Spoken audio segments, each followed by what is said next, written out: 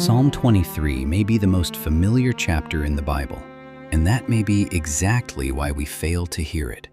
We know the words, we quote them at funerals, but when David first wrote them, this was not a soft religious poem. It was a hard confession of trust in the covenant God of Israel. To hear the psalm the way its first audience would have heard it, we have to strip away modern sentimental images of shepherding. In Judah, shepherding meant rocky hills, narrow ravines, exposure, and constant danger. It was an image of leadership, provision, and protection under pressure. In the ancient Near East, shepherd was also a royal image. Kings were pictured as shepherds of their people. So when David uses this image, he applies a great symbol of kingship to Yahweh himself. And that makes David's confession striking. The shepherd king places himself among the dependent and says, the true king, the true shepherd, is Yahweh. Psalm 23 opens, "The Lord is my shepherd." In the NASB, Lord in all caps signals the covenant name of God, Yahweh. David does not speak vaguely. He says, Yahweh is my shepherd. Then comes, I shall not want. In Hebrew, lo echsar means I will not lack. The promise is not luxury, it is sufficiency. If Yahweh is truly the shepherd, his sheep are not abandoned to final need. For the ancient hearer, this was a statement of total dependence. For us, it confronts consumerism and anxiety. If the Lord is your shepherd, your peace does not finally rest on comfort, money, or status. Verse 2 sounds gentle, but it depends on real security. Sheep rest only when they are safe and fed. So when David says, "He makes me lie down in green pastures," the point is not scenery. The shepherd creates the conditions that make rest possible. Then David says, "He leads me beside quiet waters." The Hebrew suggests waters of rest, emphasizing calm, refreshment, and repose. The shepherd provides not just water, but rest-giving refreshment. Verse 3 continues, "He restores my soul." The Hebrew carries the idea of bringing back or restoring, and nephesh points to the life of the whole person. This is not a vague uplift, it is real restoration. David adds, "He leads me in the paths of righteousness for his name's sake." The image is moral and practical at once.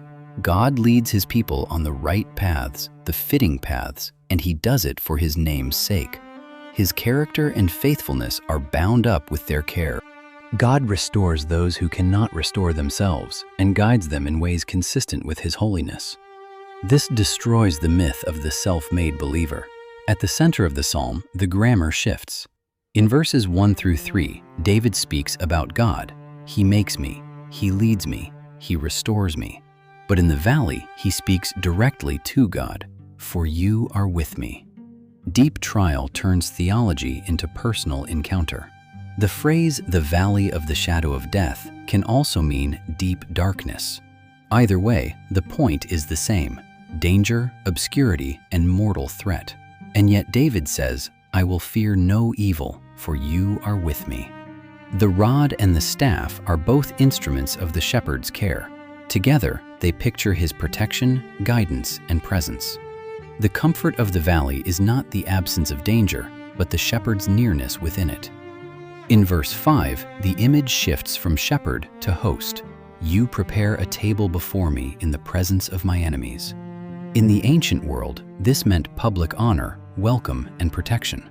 God does not merely preserve his servant, he openly receives him and secures him.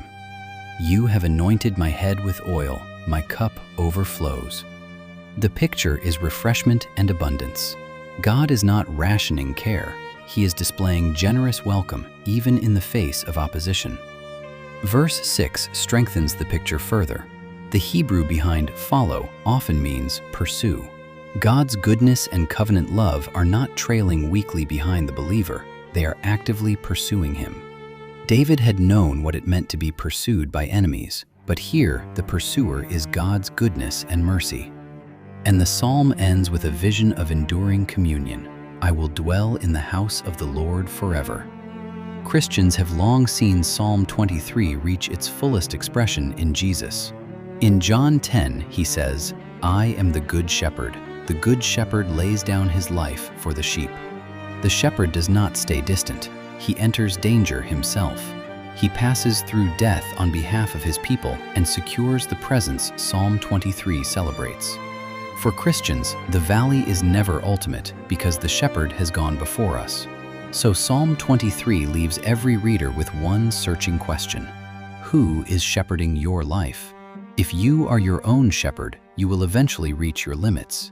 You will keep searching for rest, security, and guidance, yet never be able to secure them fully for yourself. But if the Lord is your shepherd, if you entrust yourself to the good shepherd, then your life is not at the mercy of the valley.